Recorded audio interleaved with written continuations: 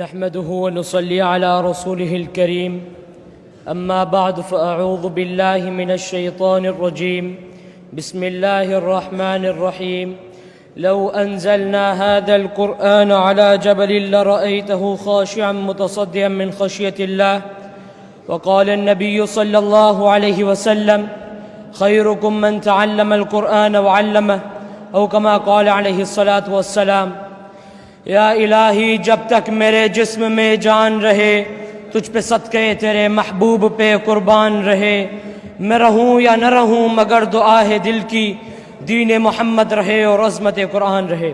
محترم اساتذہ اکرام اور میرے عزیز ساتھیوں، السلام علیکم ورحمۃ اللہ تعالی وبرکاتہ۔ آج جس موضوع پر میں آپ کے سامنے لب کشائی کرنے کی جسارت کرنا چاہتا ہوں وہ ہے عظمت قرآن۔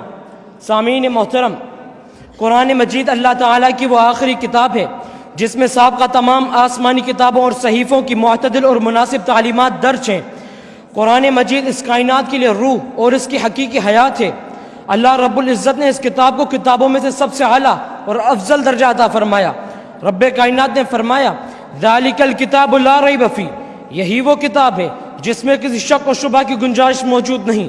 سامعین گرامی، میں نے قرآن سے پوچھتا ہوں بتا تیرا نام کیا ہے؟ قرآن جواب دیتا ہے قرآن مجید۔ میں قرآن سے پوچھتا ہوں تیری زبان کیا ہے؟ قرآن جواب دیتا ہے بلسان عربی مبین۔ میں قرآن سے پوچھتا ہوں تیری حفاظت کی کیا گارنٹی ہے؟ قرآن جواب دیتا ہے انا نحن نزلنا الذکر وانا لہ لحافظون۔ میں قرآن سے پوچھتا ہوں تجھ میں کسی شک و شبہ کی گنجائش تو موجود نہیں۔ قرآن جواب دیتا ہے ذالک الکتاب لا ریب فیہ۔ میں قرآن سے پوچھتا ہوں تو کہاں رہا؟ قرآن جواب دیتا ہے فی لوح محفوظ۔ میں قرآن سے پوچھتا ہوں تجھے کون لایا؟ قرآن جواب دیتا ہے نزل بہ الروح الامین۔ میں قرآن سے پوچھتا ہوں تو کس مہینے میں نازل ہوا؟ قرآن جواب دیتا ہے شہر رمضان الذی انزل فیہ القرآن۔ میں قرآن سے پوچھتا ہوں تو کس رات میں نازل ہوا؟ قرآن جواب دیتا ہے انا انزلناہ فی لیلۃ القدر۔